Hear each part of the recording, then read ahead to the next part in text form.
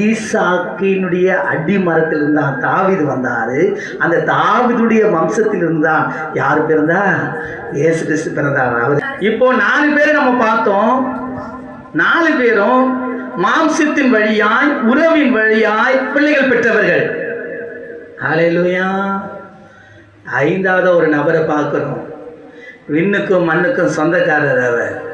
ஹல்லேலூயா. அப்போ பாருங்க, இங்க வார்த்தையில வாசிக்கும் பொழுது யோசேப்புக்கு நியமிக்கப்பட்டாலாம் அவர்கள் கூடி வரும் முன்னே அவள் பரிசுத்த ஆவியினால். ஹல்லேலூயா. யாருனால? இது பரிசுத்த வித்துங்க, மாம்ச வித்து இல்ல. ஹல்லேலூயா. அவர் பேச்சில் ஒரு குற்றம் இல்லை, நடத்தையில் ஒரு குற்றம் இல்லை, செய்கையில் ஒரு குற்றம் இல்லை. பரிசுத்தரை பெற்றுக்கொள்ள பாக்கியம் யாருக்கு கிடைச்சது?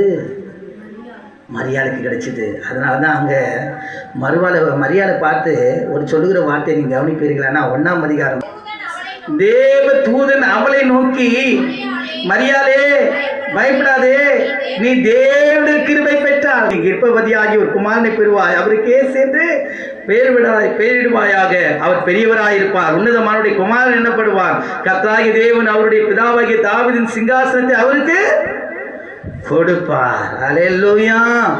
இப்படியா தேவனுடைய வார்த்தைகள் அங்கே என்ன பண்ணுது?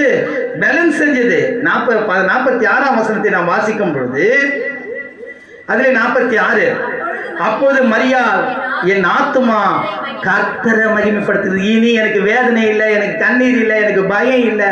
என் ஆத்துமா என் தேவனை என்ன பண்ண போது? என கண்ணி ஒரு கர்ப்பவதி ஆகும்போது பயம்தான் உண்டாகும்.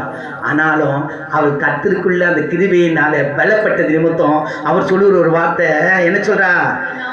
என் ஆத்துமா கர்த்தரை மகிமைப்படுத்துகிறேன் என்று சொல்லுறார். 52ஆம் வசனம், பலவான்களை ஆசனங்களிலிருந்து தள்ளி தாழ்மையானவளை உயர்த்தினார் என்று சொல்லுகிறார். ஹல்லேலூயா.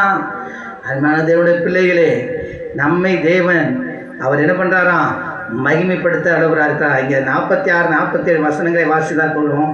என் ஆவி என் ரட்சகராகிய தேவனில் களி கூறுகிறது என்று சொல்கிறார்.